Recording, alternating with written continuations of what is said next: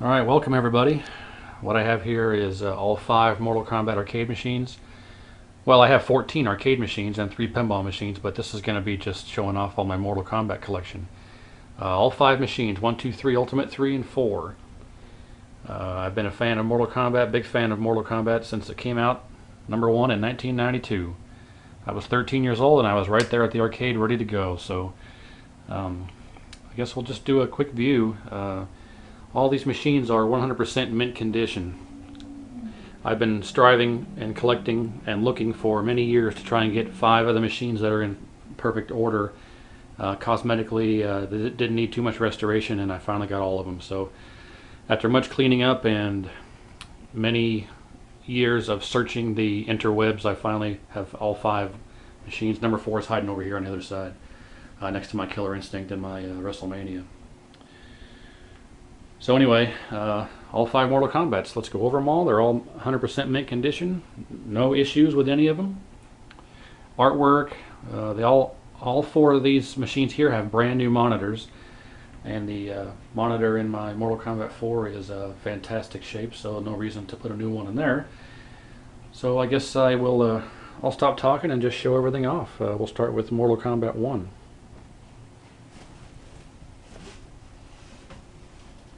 Sorry there's no more light, but this is about all I've got in here.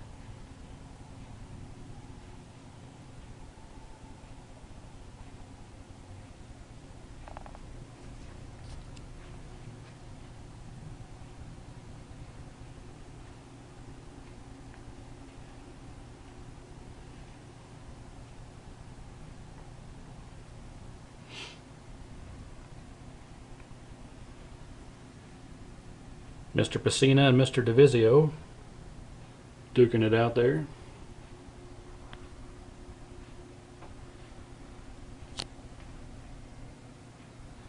And original side art, unfaded, fantastic shape.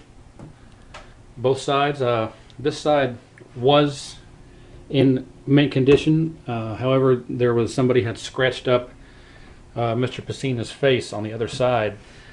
So I purchased new side art for the other side of the cabinet, and it is just as immaculate as this original side. So it's great shape on the other side, even though you can't see it. So I'm limited by the space I have here in this room. I can't really pull them all out and show them all off individually, so it has to be like this. But all the 5 machines have original perfect condition side art. So all right, that's Mortal Kombat 1. We'll move on to Mortal Kombat 2.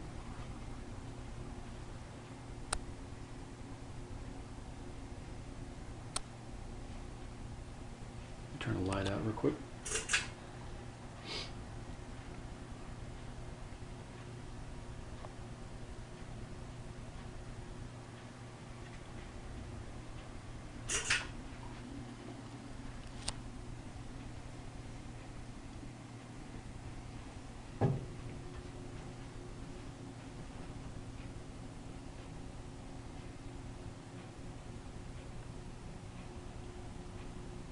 And these little move cards are something that I made up personally for all my machines.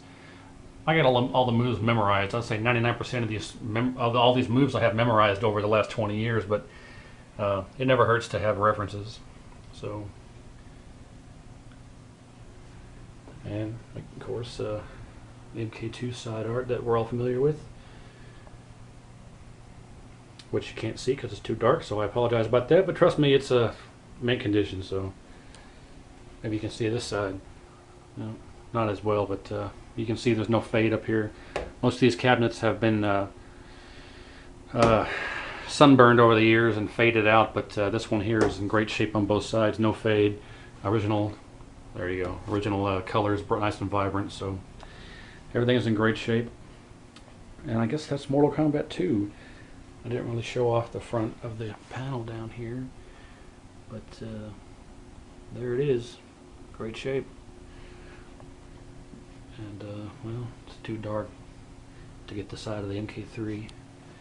But Mortal Kombat 3, original MK3, of course, because UMK3 is over there, as you can see, a regular Mortal Kombat 3. And again, just immaculate condition. And I didn't buy these machines like this. I spent a lot of time and effort fixing them up. So I didn't just buy them, unwrap them, and stick them in here like this. This is a lot of love and effort, restoring these things, getting them back to the way they need to be. And again, there's no light to really show off the vibrance of the front of this Mortal Kombat 3, but it's all in great shape. Maybe I can... yeah, still. Be a better video if I had some more light, so I'm sorry about that, but trust me, it's in great shape. MK3 control panel.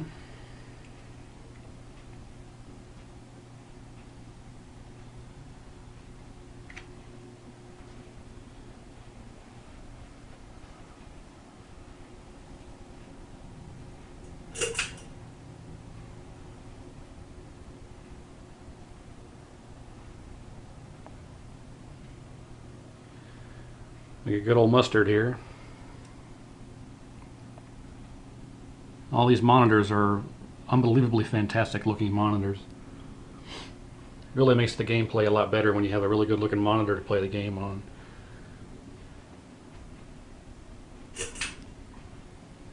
And again, I got all my bezel cards I made up. And then over on the UMK3 here, I just have the UMK3 characters, because I can just quick reference over here to these if I would need to use any of the other characters. But that's Mortal Kombat 3. Can't see the side art. Again, sorry about that, but it's all good. Same thing on the UMK3. The side art on the UMK3 is in great shape. And then there you can see that side of that control panel. All these machines have great artwork on them,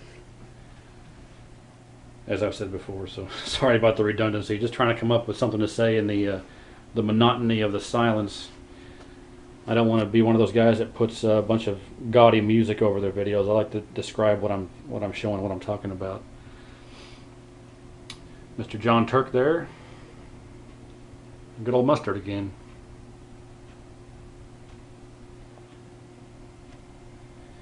And UMK3, it's the exact same control panel. All these machines have original joysticks. I'm sorry, not original, reproduction, but they're all brand new is what I meant to say. Brand new buttons, joysticks, the whole 9 yards. All the PCBs have been cleaned up and restored. All great shape. And this is the Juggernaut Hack. For those of you who don't know, there was a hack of this game released which allows you to play as Noob Saibot and Human Smoke on the regular character select screen. It also normally there's only 3 or 4 people that rotate on the bio screens when they list the biography of the character in front of Scorpion's Lair, or Hell, if you will. There's only 3 or 4 characters that always rotate. Well, the Juggernaut Hack not only unlocks Noob Saibot and Smoke and makes them playable in the regular character select, but it also changes up the order of the... See, there's Liu Kang. You'll never see Liu Kang on the regular UMK3 version 1.2. You'll never see Liu Kang's bio come up, or Nightwolf, or any of the other characters. It's usually just Jade and Melina and Katana are the only real 3 characters that ever pop up there. But the Juggernaut Hack fixes that. See, and there's Jax. So it also changes the order of the stages a lot more often. A lot more of the stages that don't normally come up in UMK3 now come up. So the Juggernaut Hack is a much better version of the game. But everything else is still the same gameplay and whatnot. And last but not least, Mortal Kombat 4.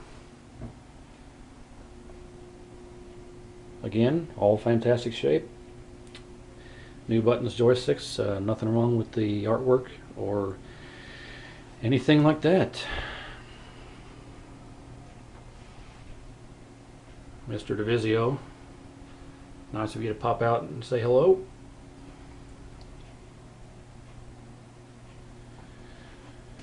So that's pretty much it.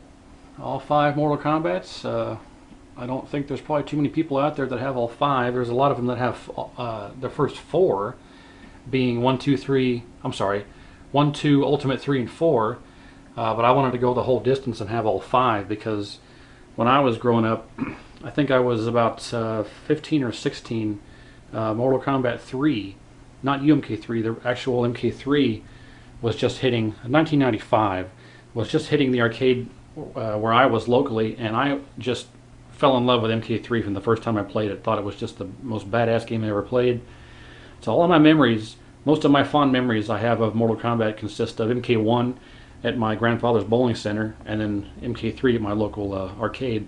And just MK3 is what my initial ownership was. As the first machine I ever bought was MK3.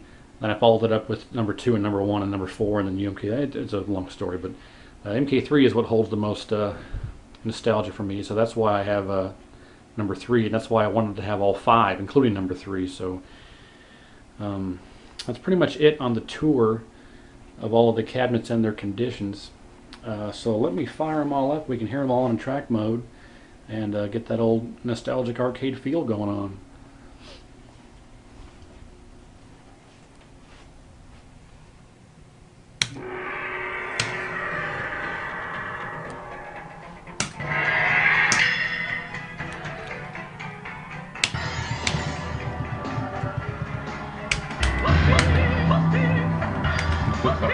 And there's Noob Saibot and Human Smoke.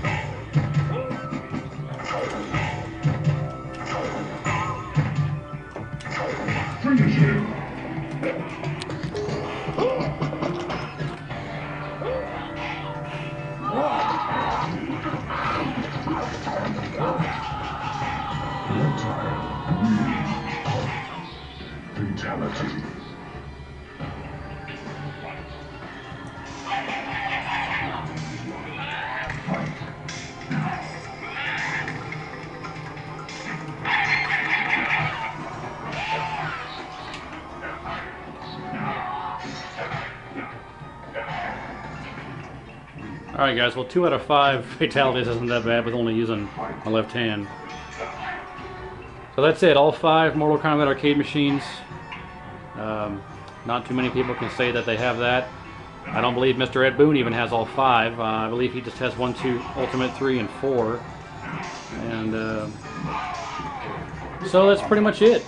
I want to say thanks, and